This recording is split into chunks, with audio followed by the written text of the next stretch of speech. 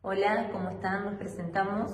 Fernández Azul, Peguerita y María Elisa. Somos alumnas de la Facultad UNE, Universidad Nacional del Nordeste, Facultad de Derecho, Ciencias Sociales y Políticas. Correspondemos a la extensión áulica de Montecaseros, donde el 13 de septiembre del corriente año se llevó en sede central el encuentro de extensiones áulicas correspondiente a trabajos investigativos, donde nosotras decidimos trabajar sobre el tema de la culpabilidad y la salud mental correspondiente a la asignatura de Derecho Penal Parte General. Como para hacer un poco hincapié y entrar un poco en tema, debemos entender que el derecho penal cumple una función que es trascendental en un Estado democrático como lo es nuestra nación argentina, y es una herramienta que sirve como fin racional para limitar el ejercicio del poder punitivo. Cuando nos referimos a la culpabilidad, el sistema penal debe evitar que estas personas que se encuentran en un extremo de vulnerabilidad al poder punitivo sean aniquiladas por el mismo, y cuando hacemos alusión a lo que es la salud mental, los sistemas de salud deben brindar las mismas reglas de mínima racionalidad a los programas que emitan justamente para ayudar a que este poder punitivo no los aniquile. Ahora bien, la ley penal no es un instrumento simbólico, no se puede ejercer para simbolizar,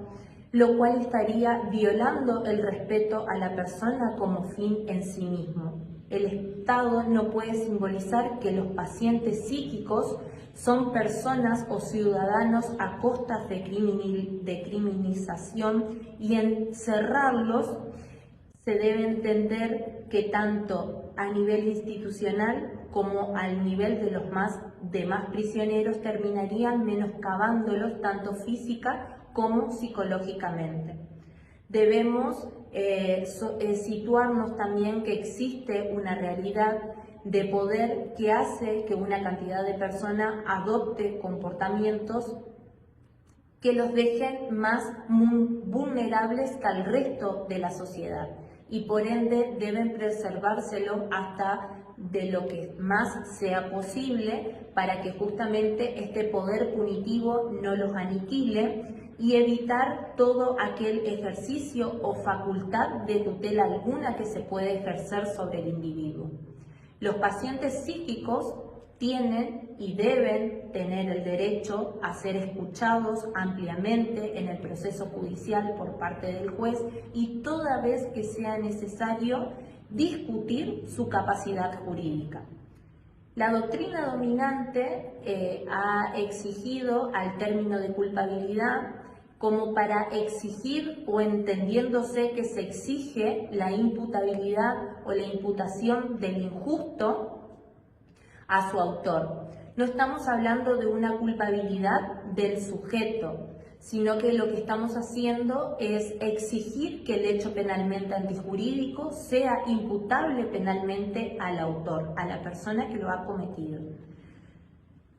Entendiéndose esto, ¿por qué no plantearnos qué es la salud mental? Y cuando nos planteamos qué es la salud mental, existen varios factores que nos hacen contextualizar lo que realmente es. Y podemos hablar de factores que pueden ser culturales, pueden ser biológicos, pueden ser psicológicos, o también podemos hablar de lo socioeconómico. Pero ¿por qué no hablar de la salud mental desde la contextualización o desde el contexto del encierro? Y acá me voy a permitir leer una pequeña frase para luego cederle la palabra a mi compañera y seguir entrando en tema, haciendo hincapié de que hoy en día existe y es una mera necesidad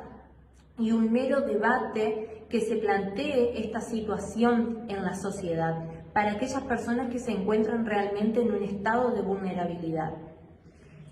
Contextualizarla desde este enfoque es visualizar al sujeto detenido y reconocerlo desde una concepción de derecho. Pensar al sujeto no desde una lógica de seguridad, sino hablarlo desde una lógica de igualdad, donde todas las personas sean iguales y dignas y sean tratados con el mismo respeto y la misma consideración, y que el derecho y la garantía que deben recibir estas personas como cualquier otra con respecto a los servicios de salud no deben ser meramente al caso particular, sino que se los debe asistir toda vez que sea necesario o que se requiera que la salud justamente intervenga en estos individuos. Le cedo la palabra a mi compañera.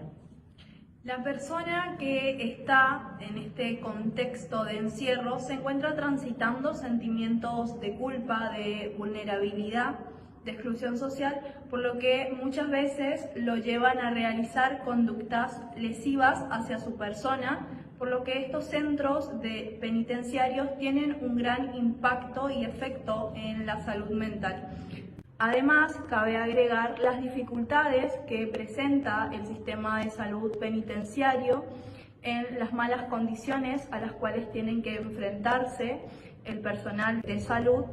y el deterioro que hay en las instalaciones de las mismas, el escaso conocimiento por parte del personal de seguridad en materia de salud mental y las altas tasas de incidencia de consumo de psicofármacos dentro de estas instituciones hace que el sujeto que está padeciendo el encierro junto con la falta personalizada con la falta de atención personalizada de un profesional de salud lo lleven a un padecimiento mental. Considerando esto, es el Estado el que debe velar por los derechos de las personas que se encuentran en estas instituciones, como el derecho a la vida, el derecho a su dignidad humana, el derecho a su integridad física, psíquica y moral. Así también se establece en el artículo 18 de la Constitución Nacional que las cárceles de la Nación serán sanas y limpias para seguridad y no para castigo de los reos que se encuentren dentro de ellas. Así también se debe entender y tener muy presente que son muy escasos los estudios que se realizan en materia de salud mental sobre las personas que se encuentran detenidas, lo cual esto genera una gran pregunta, que es qué le depara a ese sujeto que va a tener que pasar una parte de su vida lejos de su entorno, sin posibilidades de poder mejorar su calidad de vida y realizar proyecciones de la misma a largo plazo, debido a que se realiza un tratamiento rehabilitador que se encuentra sobre bases normalizadoras, que hay un sujeto al que hay que corregir para luego reintegrarlo a la sociedad. En el año 2010 se sancionó la Ley Nacional de Salud Mental número 26.657, la cual logró un gran avance en el reconocimiento de las personas con padecimiento mental como sujetas a derecho. La ley parte de la presunción de capacidad de todas las personas y de este modo lo que hace es prohibir que se realicen diagnósticos de salud mental basados exclusivamente en un estatus político o la pertenencia a un grupo social, cultural o religioso. Por lo que la intromisión judicial en materia o en el campo de la salud mental no es beneficiosa, porque la salud mental debe estar y permanecer en manos de profesionales. Eso es todo, muchas gracias. Bueno, queríamos contarles, antes de despedirnos, que este fue parte de nuestro trabajo investigativo, un tema para reflexionar, un tema muy actual, donde ojalá a través de este pedacito que pudimos contar nos pueda sembrar alguna inquietud o algo más para poder realizar en base al beneficio